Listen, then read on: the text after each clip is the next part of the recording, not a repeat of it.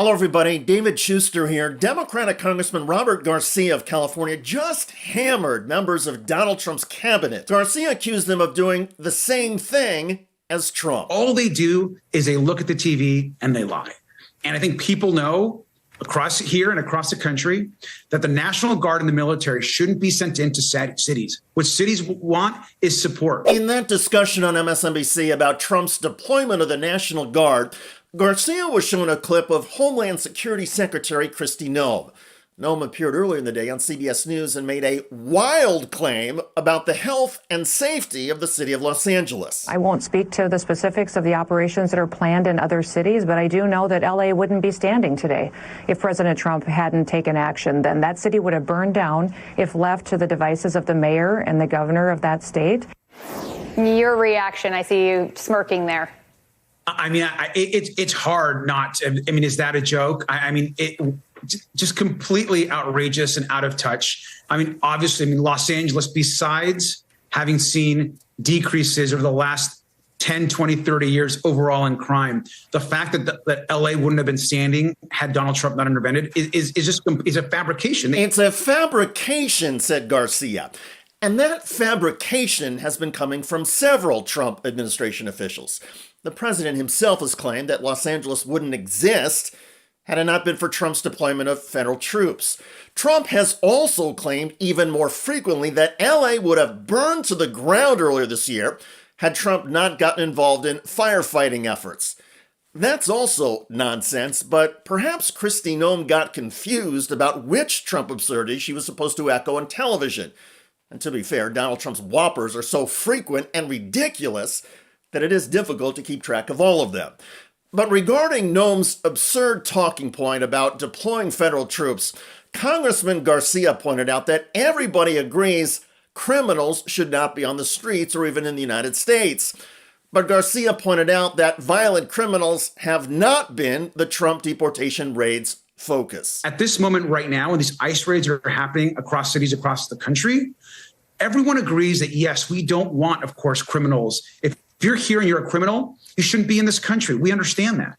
But that's not what's happening. Most of the people being right now detained or abducted don't have criminal histories. They are people that are working at our car washes, at our restaurants, at our hotels. These are hardworking people, and what's happening right now is shameful. According to the Trump administration's own data, less than 10% of the people arrested and deported have ever been charged with a violent crime. In other words, for 90% of those targeted, the only thing on their record is that they either crossed the border illegally or they are trying to get citizenship after claiming asylum. And a huge portion of these people being targeted for deportation are women and children.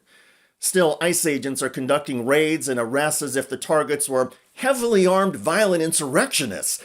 And there are countless reports and videos of ICE agents targeting schools, hospitals, landscaping businesses, construction sites, and even a raging wildfire in Washington state. Recently, ICE agents stopped a contract firefighting crew for 3 hours to check their identifications. The crew was battling a fire raging out of control when they were pulled away from the fire line, ordered to stand quietly and talk with ICE agents.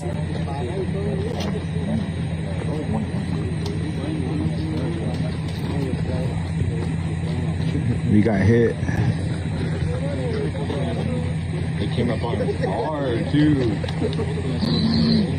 The Bear Gulch fire a mile from here has burned over 9,000 acres and remains out of control.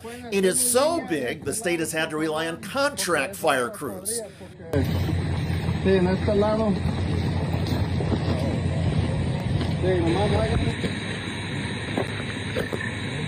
20 of the workers are Mexican and have work permits and visas. Still, as ABC News reports, Border Patrol arrests 2 firefighters battling Bear Gulch fire in Washington. Local residents were infuriated by that ICE raid and said it literally increased the risk to their community.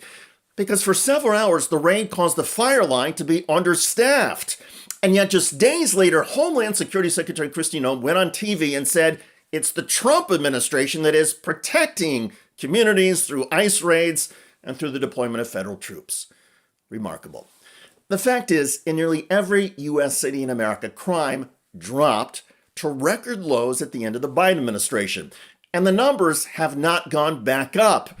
Still, the Trump team is desperate to justify the deployment of heavily armed military troops. So Trump, Kristi Noem, and others are lying about crime and mayhem in order to frighten the public and justify the troop deployments. One imagines the Trump team is hoping that instead of the peaceful protests, demonstrators will engage in violence and maybe open fire on the federal troops, so the Trump administration can then point to the clash and take things even further by declaring martial law. That's where all of this seems headed. In the meantime, Democrats are speaking out more loudly than ever, and kudos particularly to Congressman Robert Garcia of California. He has been one of the most blunt and outspoken Trump administration critics. Garcia is also thoughtful, passionate, and tells the truth. In other words, he may be vulnerable to administration crackdowns if dissent becomes as intolerable to Trump as honesty. By the way, Donald Trump's director of national intelligence, Tulsi Gabbard, is making her title more ironic by the day. Gabbard recently outed a covert CIA agent. As Gabbard is revoking security clearance from 37 current and former intelligence officials, accusing them of aiding and abetting a seditious conspiracy. Check out that video at the link below. I'm David Shuster. Thanks for joining us.